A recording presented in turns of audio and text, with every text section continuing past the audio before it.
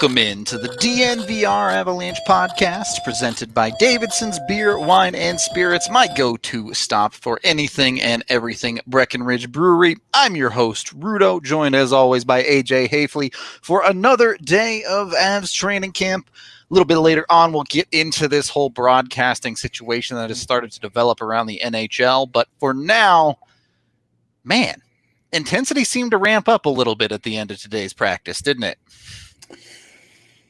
I mean, at the end of today's practice may not be the most accurate thing. Right, just the because end of Group 1, how about? Yeah. It's just every day there seems to be a different point where there's a flashpoint where Nathan MacKinnon starts yelling at people. Fair. And some days it goes on longer than others. Today it was basically the whole time. All day. And like, no stone unturned for him. You got to give him credit. It's not like Michael Jordan picking on Scott Burrell. True. Mac yells at everybody. So it was.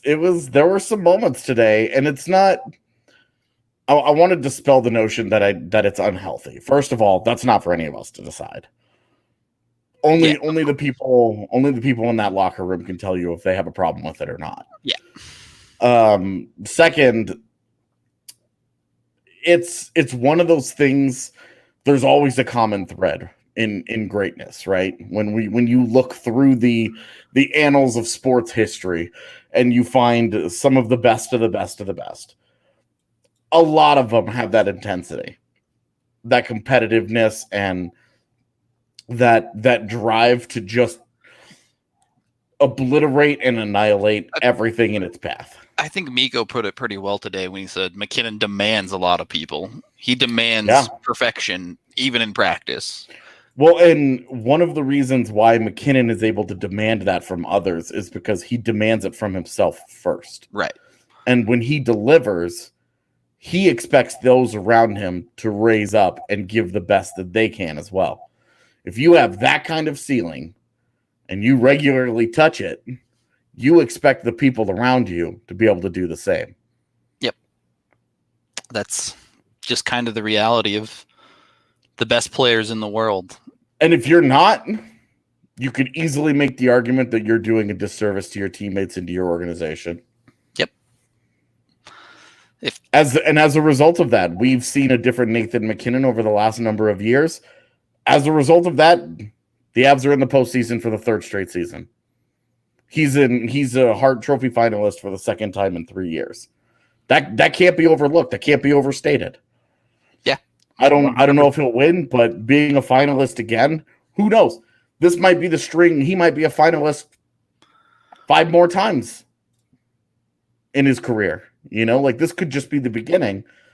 But for right now, this is the best we've ever seen out of Nathan MacKinnon, and he's doing all of this in search of a Stanley Cup, and that's what he's trying to get out of the guys around him, which, no coincidence, is also the deepest team he's ever been a part of.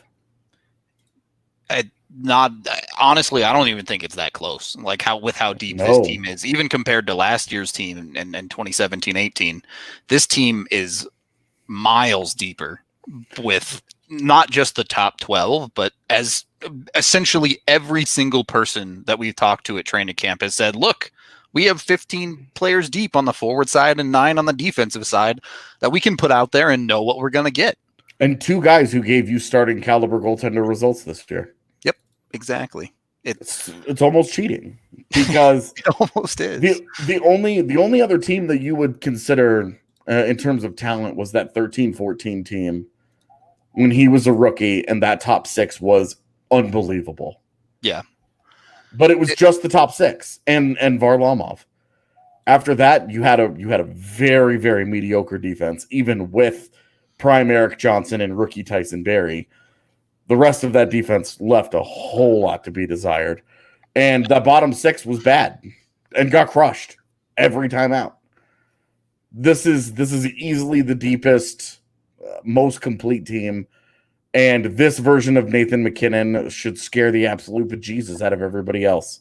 And honestly, the fact that they're in training camp and this is going on and it's not all lovey-dovey. Look, when the Broncos won the Super Bowl a couple years ago in 2015, when they won Super Bowl 50, one of the big stories that came out, RK wrote it, and it was a great story, was about DeMarcus Ware giving the iron sharpens iron speech. That's exactly what we're seeing with Nathan MacKinnon right now. Iron sharpens iron. He is trying to get the absolute best out of the guys around him. Come hell or high water, he's going to try and drag it out of them because he's dragging out the best that he has. No argument there. Just to get back to your original point about the awards and winning a cup, Nathan MacKinnon actually talked about that a little bit today in an interview. So we have a clip here of MacKinnon to show you guys on what he had to say about all of that. Oh, he's calmed down. This is your second time you've been up vote to Ted Lindsay in the Hart.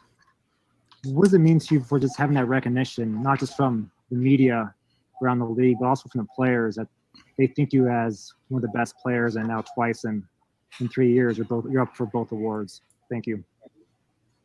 Yeah, it's cool. I think, when I really turned my game around and I really started to focus on every little detail off the ice and on the ice, I'm up for some big awards 2 or 3 years. I don't think that's a coincidence.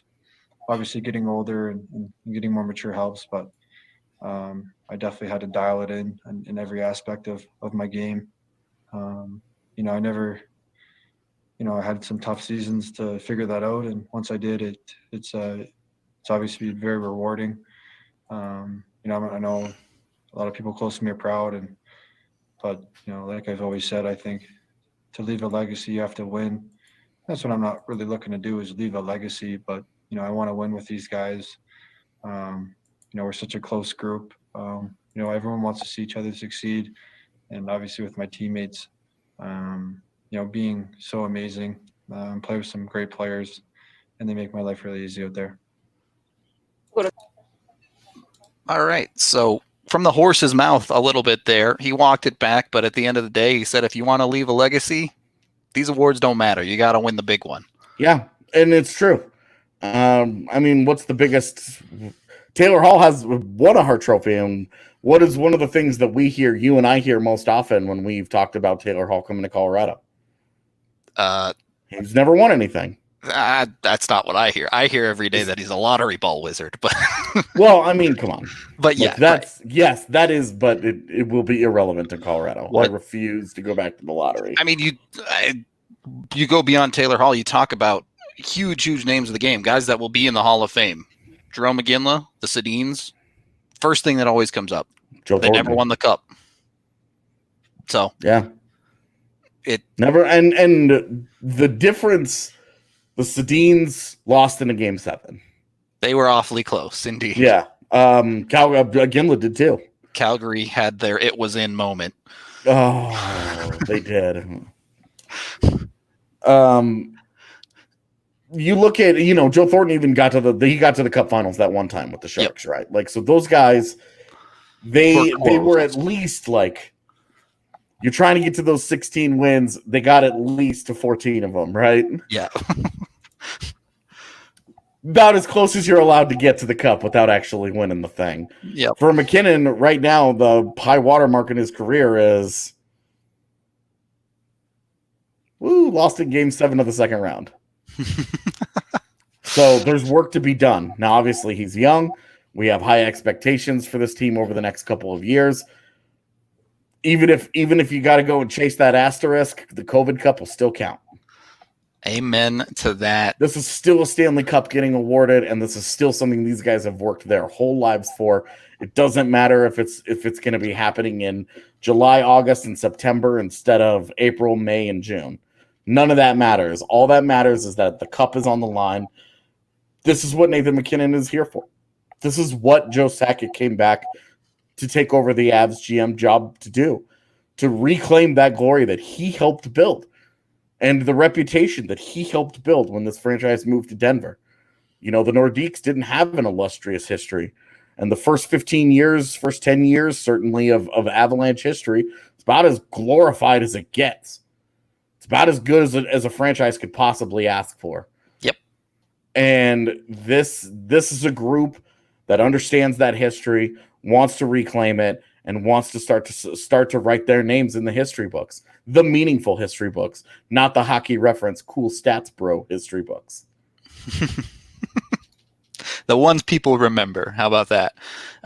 This is easily the hardest Stanley Cup to win. As our comments are pointing out right now, easily the hardest Stanley Cup to win. Every team is healthy. There are 24 of them. 16 of these 24 teams have to win 5 rounds. This is the hardest cup. This is the hardest cup that will ever have to be won. Not to mention, in our every lifetime. game is a road game. There are no fans. It's just a completely different world. Right. You have no home ice advantage. Yep. You don't get any of that stuff. You just have to go out and you have to win either 16 or 19 games, depending on which team you are. You either have to win 16 or 19 games in the hardest conditions possible. No big deal. Okay, so is it safe to say that MacKinnon is the Strava Craft Coffee game changer of the day then? Hell yeah, it is. Okay, I love to hear it. We'll get into Strava Craft Coffee a little more in a second. Before we do, though, other standouts of the day of camp? You know who I really actually thought had a strong day today? Philip Grubauer. And I really don't look at the goaltenders a whole lot. I thought Grubauer separated himself from Frankie today. And I think they've been pretty even through the scrimmages and everything so far. But I really liked what Gruby had to offer today. He was very sharp, reading the power play unit and moving around. And when he's at his best, it's when he's reading the play at a high level. And you could just watch him tracking the puck today. He looked very locked in. I was really encouraged by Gruby today. That's exactly what you want to hear as they go to Edmonton in just 4 days now. So. And another guy that I thought had a hell of a day, and this is gonna get some eye rolls, but Tyson Jost was good.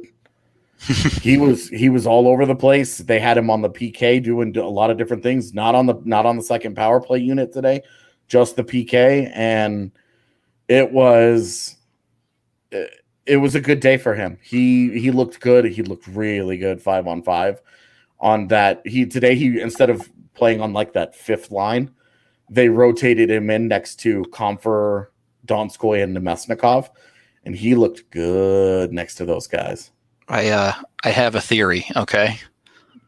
Hit me. We need to reclaim the Tyson Ghost nickname because he's like a ghost. He's too spooky. Nobody wants to go into the offensive zone against him because he's just going to scare him out of there. You're just doing this because he hates you now. Yeah, confirmed. That's just why. Trying to save face with Tyson Jost now. The amount of people, by the way, that hit us up and were like, "What happened with those two guys?" We were totally kidding. Completely a joke. Yeah, there's no animosity there. There's none. Anybody tells you otherwise is incorrect. It was totally a joke. Okay. Because there were people that asked, they were like, "Can you direct me to the Rudo Jost drama?" And I was like, "No, because it doesn't exist." Yeah, so before we dig ourselves a deeper hole down that path, Strava Craft Coffee is the CBD-infused coffee that has really changed lives. You can purchase it now online and get 20% off when you use code DNVR20 at checkout. And, of course, you can always try before you buy in and around Denver at a number of locations. And, of course, my favorite sports betting app out there, DraftKings Sportsbook, the number one sports betting app out there, by the way, is here, and I'm excited, man. I watched Rockies live happening against another baseball team yesterday. I got my no-win shirt on.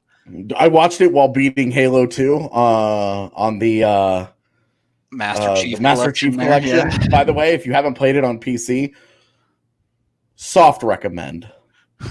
Because there are a lot of technical problems, but once you're actually sitting down and playing it, for one, it's absolutely stunningly gorgeous. Mm-hmm. But two, it makes for great background noise to a Rockies game.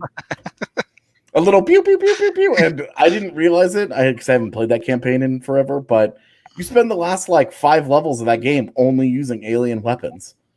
Yeah, So straight you up. literally get to hear pew pew pew pew pew the whole time instead of You got the carbine. gun noises. If you're lucky, man, that thing runs out of ammo so fast. I know. But anyway, honestly, Not the gaming pod.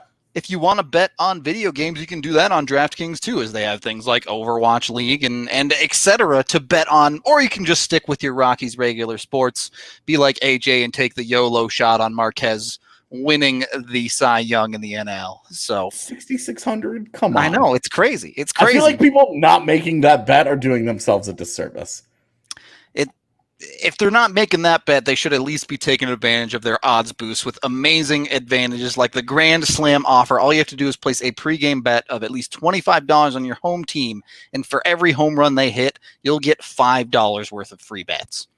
So all I'm saying is the Rockies have been raking in this preseason so far. They've been hitting home runs left and right. So you might be getting some free bets off of that one. Head on over to download the top-rated DraftKings Sportsbook app and use code DNVR when you sign up. For a limited time, all new users can get a sign-up bonus of up to $1,000 with that DNVR code.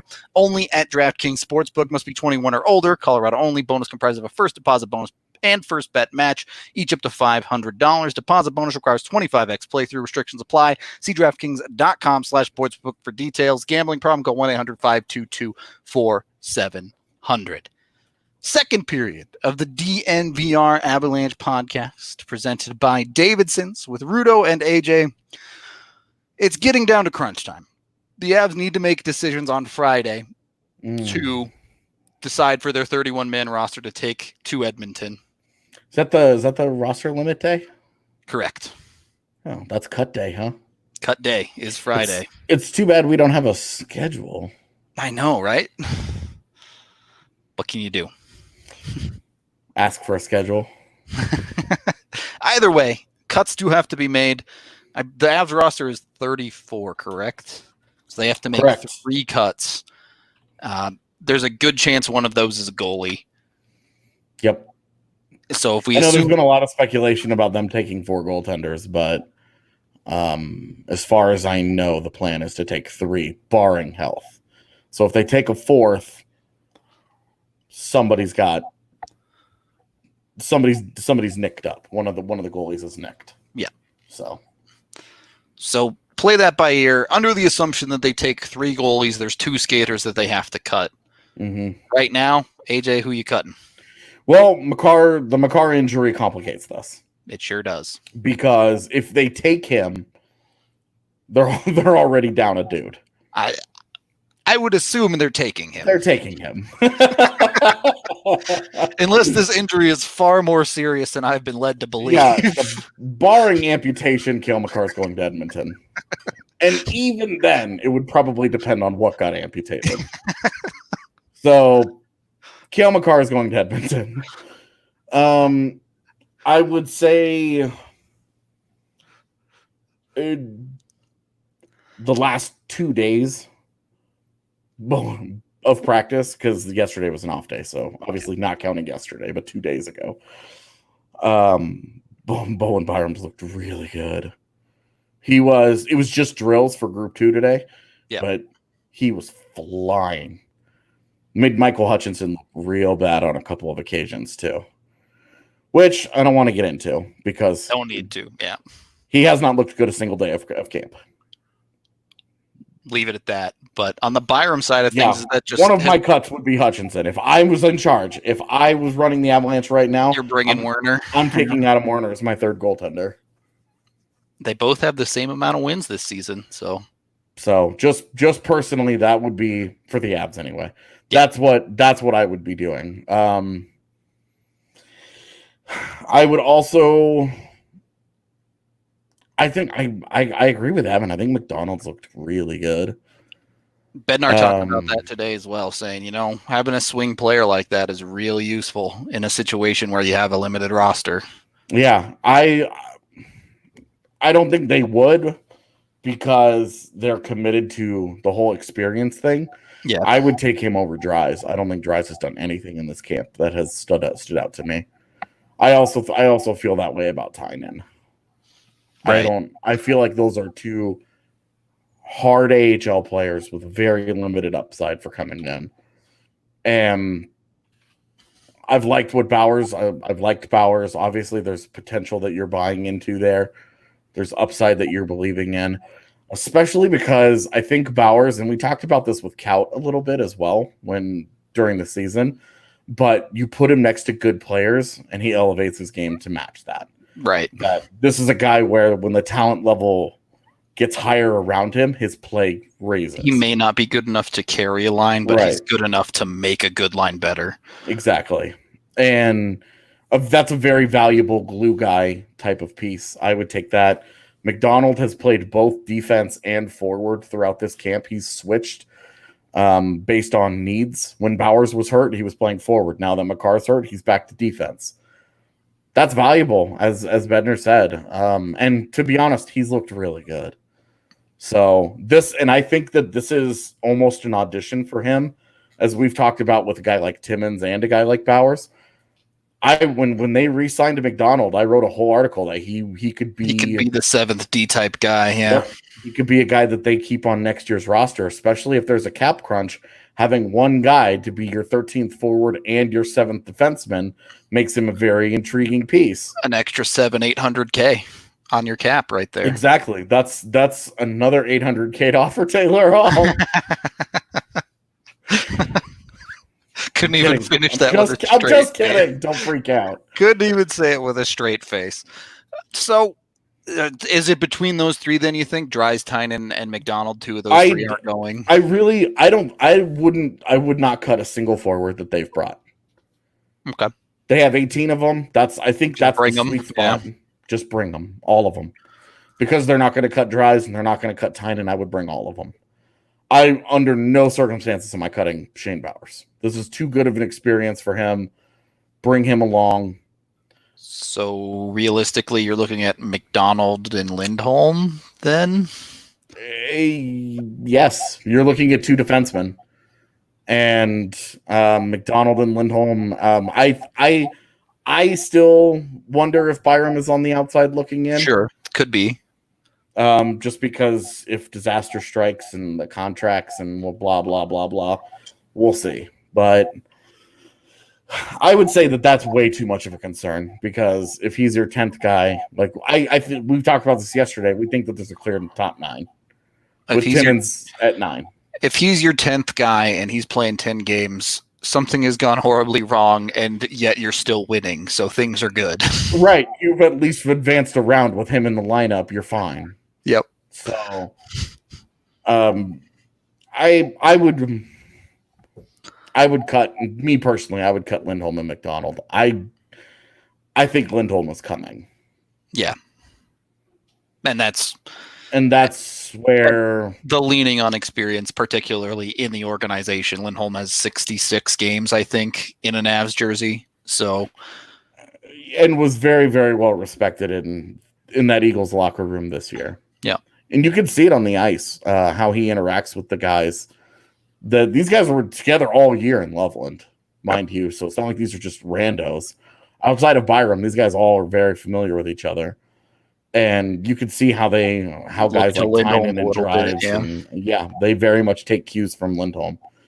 I would not be surprised if he went and, just because teams do err on the side of caution, if he went and McDonald went and Bowers and Byram were the ones that were left off, would not surprise me. I would hate it, but would not surprise me. Despite the last 2 days, I can definitely see that for Byram. And I guess, realistically, Bowers missed 3 days with injury too. So yeah, there's cases to make for that.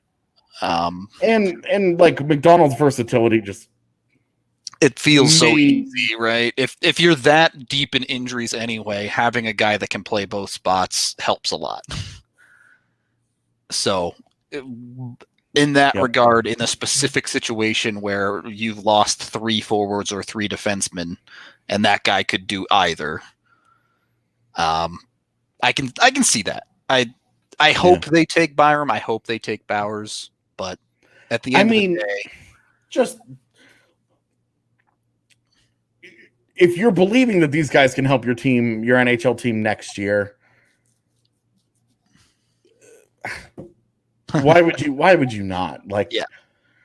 You're hunting a Stanley Cup right now, and you're talking about the 10th defenseman in Byram, and you're talking about the 18th forward in Bowers.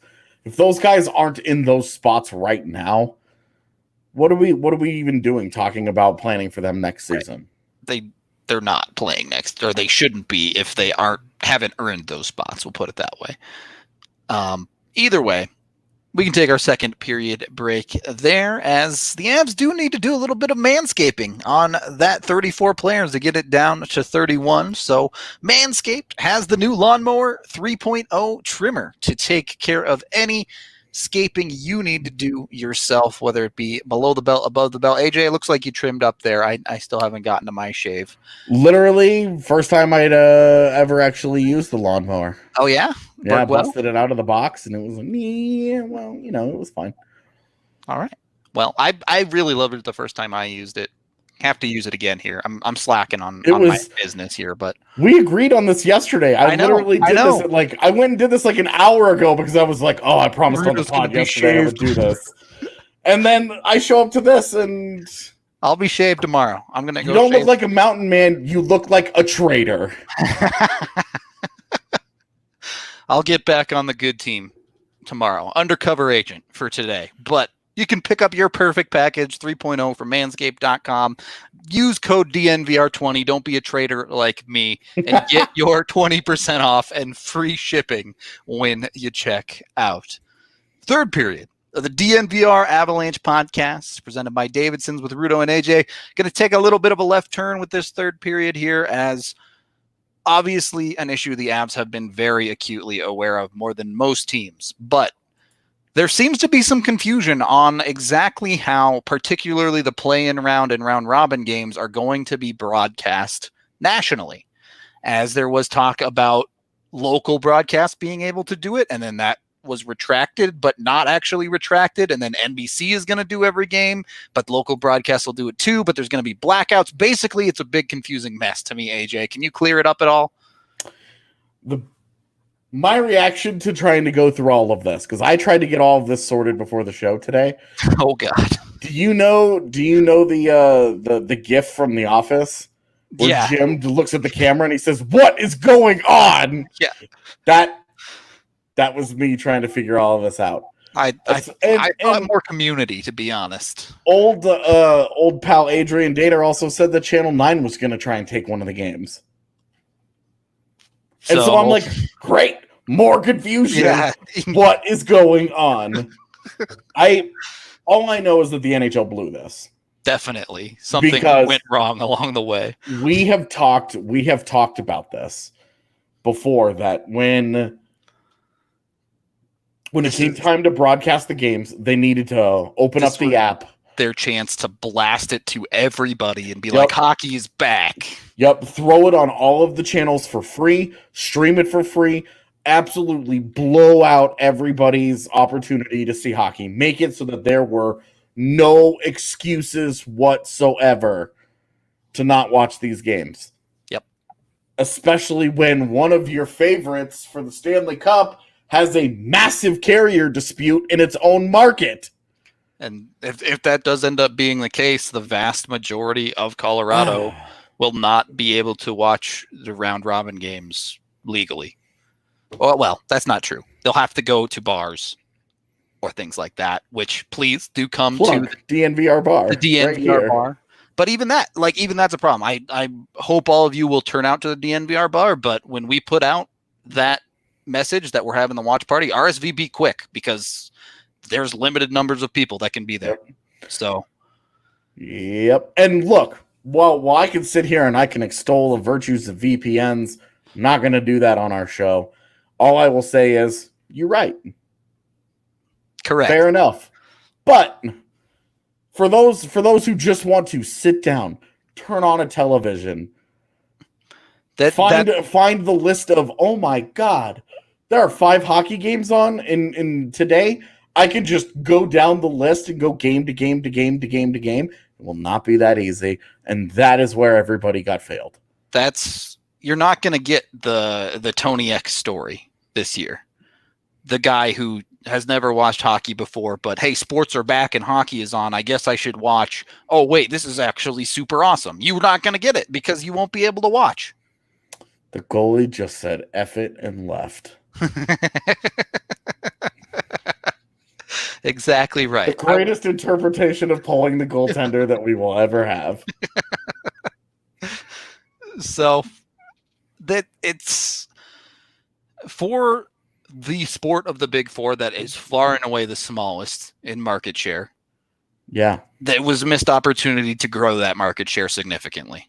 And I can't say that I'm overly familiar with the details of all of their television contracts. Right, of course. All I know is that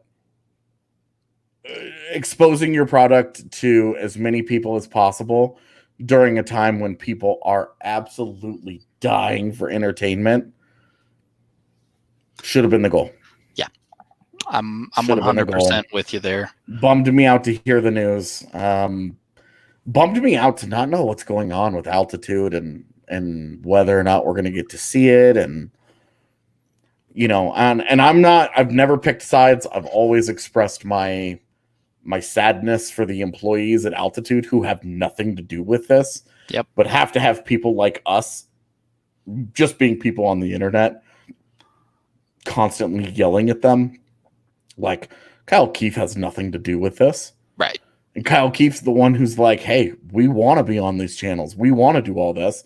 We have nothing to do with this. And you guys are yelling at me like I'm in the boardroom negotiating this deal. And those are the people that I feel awful for Kyle and everybody, and, you know, Lauren and everybody over there. Yep. Because they just, we think we're caught in the middle. Like, these are their jobs, and the longer this goes on, the more in question they become. It's bad. And that's given that we're talking about a millionaire slap fight here. I just hope that one of the millionaires calls the other millionaire and says, "Let's let the little guy have what they want." And this gets resolved. Here's my puppy to make you think about something a little bit happier. Oh. Little Rexar? Yeah. He's not so little these days. He weighs too much. He's got to lose some weight like me. Got to go for those 3:30 walks. Oh, dude, it was so hot today. Was it? It was boiling hot today. I mean, I guess I can't talk. It's not like Arizona, but or Texas. Or Texas. Like, we have dry heat here. Right. It's by the way, it's one of the most annoying conversations to ever have. But it's a dry heat. There's no humidity. Yeah, we get it. Your heat is better. And like, we do that to people because it's like a really high desert here. So we're like, nah, it's a dry heat. It like high humidity here is like 40% though. Like, you walk out in Colorado and it's 40% humidity and you're like, man, it's humid today. What is this weird? You're like, what is going on? Why do I feel this nastiness on my skin right now? And then you get off the plane in Houston and you're like, this is a total. Yeah. I didn't know people lived in actual soup. Right. Oh my God, dude, the whole thing's a swamp.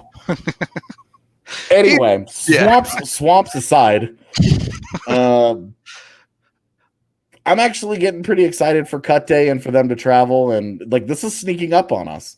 You know, we had the Rockies last night. Got to watch Bull play basketball today for the Nuggets.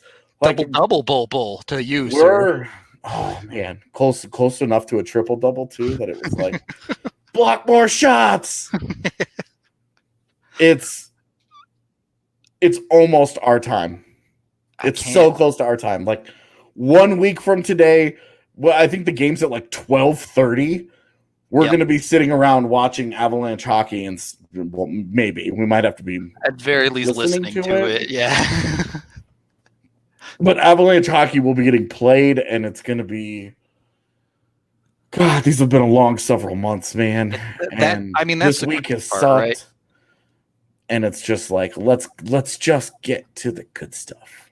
It has felt like, obviously the last couple months have felt like years, but the past week and a half, 2 weeks have seemingly just flown by.